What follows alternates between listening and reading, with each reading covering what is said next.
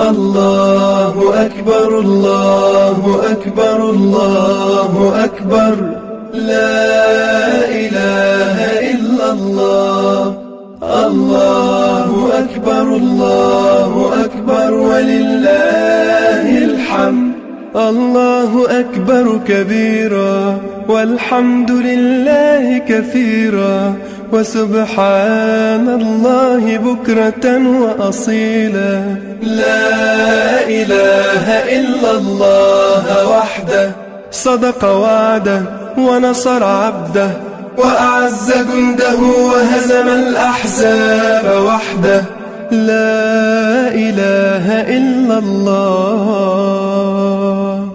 ہمیں نہیں معلوم کہ اگلے سال ہماری زندگی میں یہ دن آتے بھی ہیں یا نہیں، ہم اس سے پہلے ہی نہ دنیا سے چلے جائیں. اس لیے بہت ضروری ہے کہ ان 10 دنوں کی پلاننگ کریں کہ ہم نے کیا کیا کرنا ہے.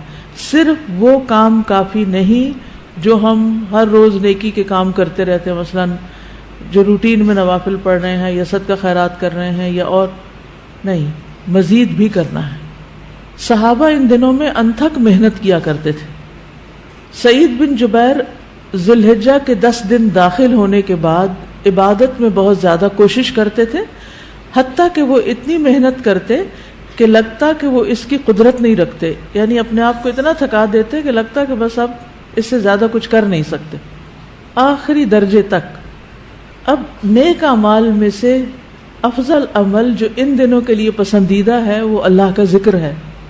نبی صلی اللہ علیہ وسلم نے فرمایا کوئی دن اللہ کے ہاں ان 10 دنوں سے زیادہ عظمت والا نہیں ہے، اور نہ ہی کسی دن کا عمل اللہ تعالیٰ کو ان 10 دنوں کے عمل سے محبوب ہے.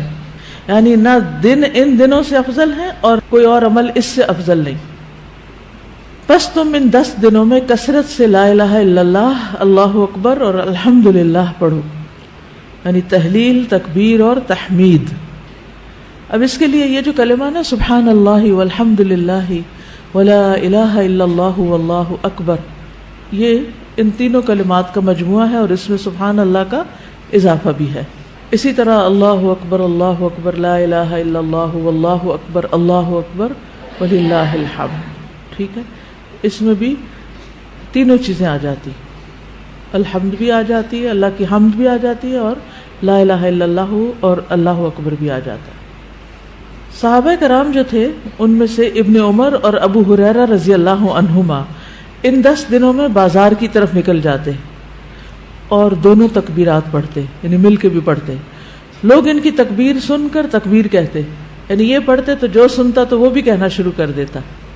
تو لوگ ان کی تکبیر سنتے کا کیا مطلب ہے کہ یہ تکبیرات اونچی آواز سے پڑھ رہے ہوتے تھے. آپ دیکھیں گھروں میں اکثر لوگ گنگناتے رہتے ہیں یا کچھ، تو گھروں میں بھی تکبیرات اونچی آواز سے پڑھیے، چلتے پھرتے اونچی آواز سے پڑھیے تاکہ دوسروں کو یاد آ جائے. اونچی آواز سے پڑھنے کا مقصد اصل میں کیا ہے؟ یاد دہانی، کہ دوسرے لوگ بھی پڑھنا شروع کر دیں. پھر اسی طرح محمد بن علی جو تھے، ان صحیح بخاری میں آتا ہے کہ وہ نفل نمازوں کے بعد بھی تکبیر کہتے تھے. یعنی نفل نماز پڑھ کے، جیسے تہجد کے پڑھے یا چاشت اشراق کے پڑھے یا پھر اس کے علاوہ، تو وہ نفل پڑھ کے بھی تکبیر پڑھتے تھے. اسی طرح عورتیں بھی تکبیرات پڑھتی تھی. ابن عمر منا کے ان دنوں میں نمازوں کے بعد بستر پر، راستے میں اور دن کے تمام ہی حصوں میں تکبیر کہتے، یعنی وہ ہر موقع پہ کہتے. انہوں نے صرف نفل کے لیے خاص نہیں کیا تھا، یہ صرف بازار کے لیے ہی نہیں بلکہ بستر پہ بھی کہتے اور راستے میں بھی اور خیمے میں بھی اور ہر جگہ. اور ان میں سے کوئی بھی آپ الفاظ پڑھ سکتے ہیں، اللہ اکبر لا الہ الا اللہ واللہ اکبر وللہ الحمد، اور اللہ اکبر وللہ الحمد، اللہ اکبر. اسی طرح اللہ اکبر کبیرہ اللہ اکبر و اجل، اللہ اکبر وللہ الحمد. پھر اللہ اکبر کبیرہ، تو اللہ اکبر کبیرہ والحمد للہ کثیرہ وسبحان اللہ بکرۃ واصیلا بھی آپ پڑھ سکتے ہیں. ٹھیک ہے، آخر میں اللہم اغفر لی بھی کہہ سکتے ہیں. دوسرا اہم کام جو ان دنوں میں کرنے کا ہے وہ 9 ذی الحجہ کا روزہ ہے.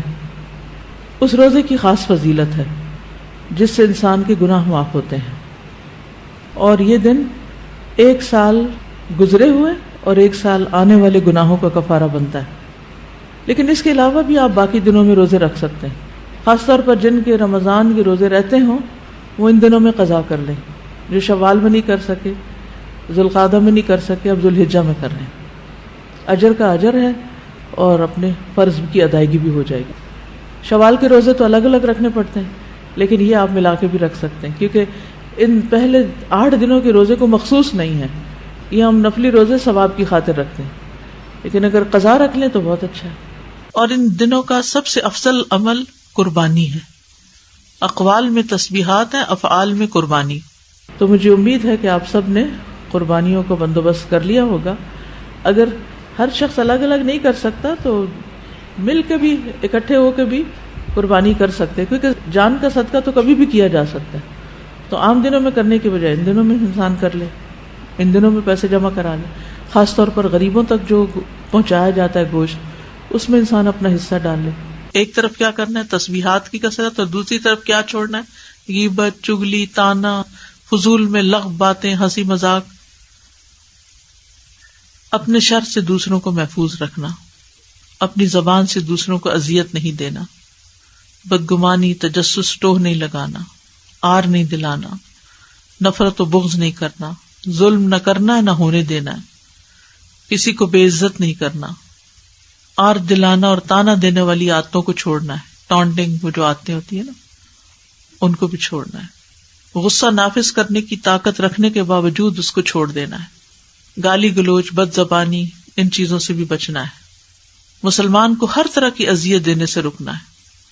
رشتہ داروں کی قطع تعلق ہی نہیں کرنی، ان کو منانا ہے. ظالم رشتہ داروں پر بھی مہربانی کرنی ہے. اپنے شر سے پڑوسیوں کو بچانا ہے. اپنے ایمان کی تجدید کرنی ہے. صبر اور عفو درگزر کرنا ہے. اچھا اخلاق اختیار کرنا ہے. اول وقت پہ نماز پڑھنا ہے. قیام لمبا کرنا ہے. ہو سکے تو تہجد پڑھنا ہے. روزہ رکھنا ہے. حج کے لیے تو چلے گئے ہیں لوگ، ہو سکے تو حج کرنا ہے. مالی صدقات میں اپنے اہل و عیال کی ضروریات پوری کرنا. ناراض رشتہ دار کو تحفہ دینا. اپنے بہن بھائیوں کی یا اپنے دوستوں کی ضروریات پوری کرنا. پانی پلانا.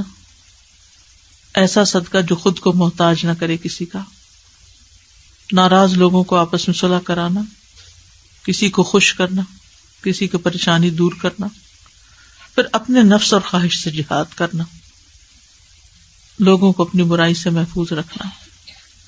اور صدقے خیرات میں کھانے پینے اور دیگر چیزوں کے علاوہ اچھی کتابیں، اچھے پیمفلیٹس اور خصوصاً اس ٹاپک کی اویئرنیس لوگوں میں کریٹ کرنا ہے. قرآن کی تلاوت میں عام روٹین سے زیادہ پڑھنا، اس کو انکریز کرنا ہے. اللہ سبحانہ وتعالی ہمیں عمل کی توفیق عطا فرمائے.